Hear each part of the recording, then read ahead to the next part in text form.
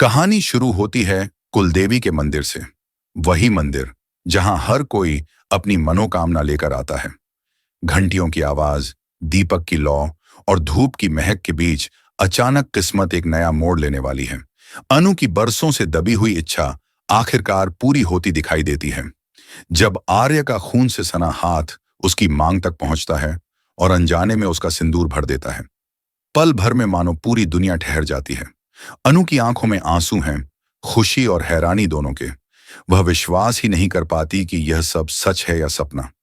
लेकिन इस अनजाने रिश्ते की गवाह सिर्फ अनु ही नहीं है। आर्य की मां, मंदिर में मौजूद लोग और अनु का परिवार सब इस नजारे को देखकर सन्न रह जाते हैं।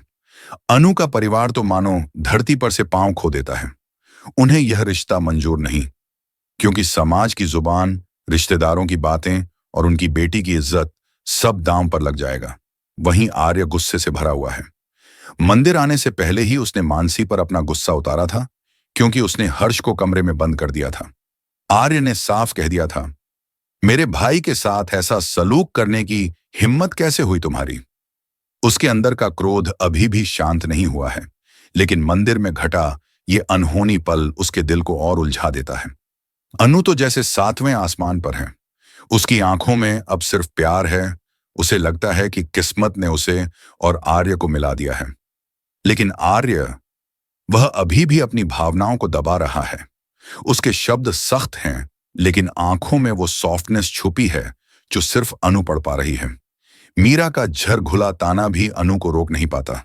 डिग्री नहीं, पढ़ाई पूरी नहीं, फिर भी आर्य सर तुम्हें आगे बढ़ा रहे हैं।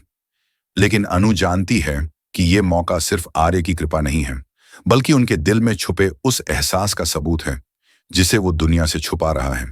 अब सवाल यही है, क्या आर्य अपनी मां की बात मानकर अनु को खुद से दूर भेज देगा? क्या सचमुच 3 दिन बाद अनु जयपुर ट्रांसफर हो जाएगी, या फिर किस्मत का यह खेल दोनों को हमेशा हमेशा के लिए जोड़ देगा? मंदिर में घटा यह दृश्य कोई साधारण इत्तेफाक नहीं था। यह तो एक इशारा है आने वाले बड़े तूफान का। अनु ने ठान लिया है कि चाहे कुछ भी हो जाए, वह आर्य के दिल से उसके प्यार को बाहर लाकर ही रहेगी।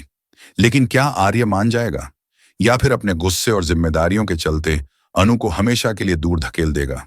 अब असली खेल शुरू होता है, जहां किस्मत, प्यार और परिवार तीनों आर्य और अनु की जिंदगी में ऐसी हलचल मचाने वाले हैं जिसे कोई रोक नहीं पाएगा।